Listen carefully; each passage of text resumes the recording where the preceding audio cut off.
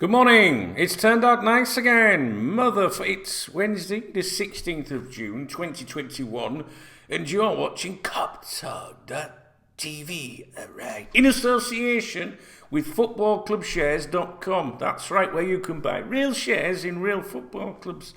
How's about that then? Right, guys, so the Premier League fixtures are out. Yay! Now, normally I'd be a bit more excited today, but I think because the football's on at the moment, Euros, I'm enjoying the football, so I'm not really missing it. Does that make sense? When they're in a tournament on and it's just like a normal summer, it's like, oh, when are the fixtures out? But anyway, they're out.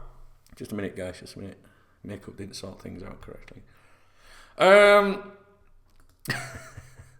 How you doing? You alright? Hey, talking of the Euros, that was a loud game last night, wasn't it? Eh? Hey, that was a loud game last night.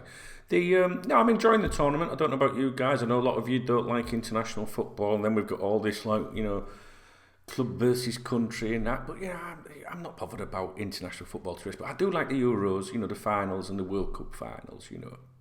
Who wouldn't? Who didn't want to see Liverpool players doing well for the country? And I don't know, for the kids as well. Like my grandson, his little England top on and that. He's got it all to come, all the excitement right now, and then at some point the ultimate devastation. But it's part of a learning process, I guess, when you're growing up as a child. So, anyway, what should we talk about? The fixtures, yes, the fixtures. So, listen, first up, right. So we open in August, Norwich City away, okay, at Carrow Road. Against last season's championship winners. We've got Norwich City away, Burnley home, Chelsea home, Leeds away, Palace home, Brentford away in the first 6 games. We play Man City at home in October, Man United away in October. We've got Everton away in November.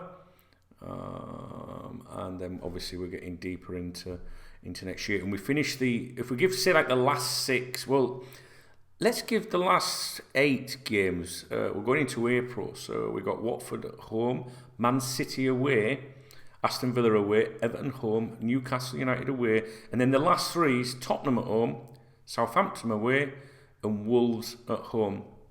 Now there was this little article on the Echo website, which is a decent summary.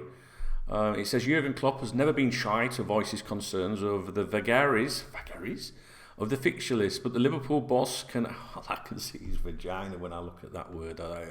But the Liverpool boss can have few grumbles after the Premier League schedule for the forthcoming campaign, which was released on Wednesday morning.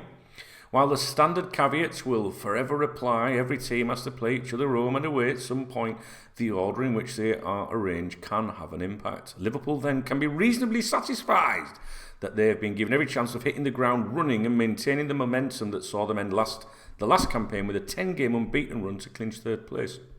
For the 3rd year in a row, the Reds begin on the weekend of August 14th with a clash against a promoted side, facing Norwich City. For the 2nd time in 3 years, albeit this time at Carrow Road.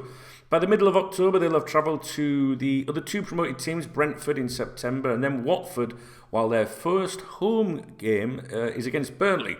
Champions League holders Chelsea, boo, and Premier League champions Man City, boo. Also a visit during the opening 2 months, but Liverpool will hope to have an Anfield back to almost full voice after more than 15 months of coronavirus restrictions.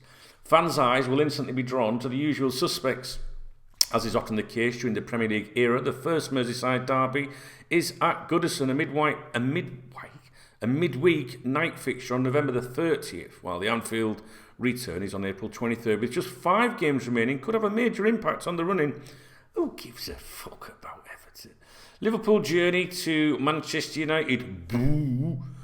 Fucking big boo. On October 23rd, before the reverse fixture on March 19th, while the trip to City is not until early April. Christmas could be tricky. The Reds are at home on scheduled Boxing Day round of fixtures for the 6th time in 7 years, with Leeds United the opponents. A trip to Leicester City is due 2 days later, followed by Chelsea at Stamford Bridge on New Year's Day. Overall, though, Liverpool have largely avoided being handed a run of tough consecutive fixtures against their expected main Premier League rivals. The post-Champions League group game fixtures have been kind to the Reds, with 4 home games and one of the away trips just down the road to Old Trafford. And the closing weeks, Newcastle United away, Tottenham at home, Southampton away, and then Wolves at Anfield on the final day should give Liverpool the opportunity to finish strongly if required. A bit like me. All right.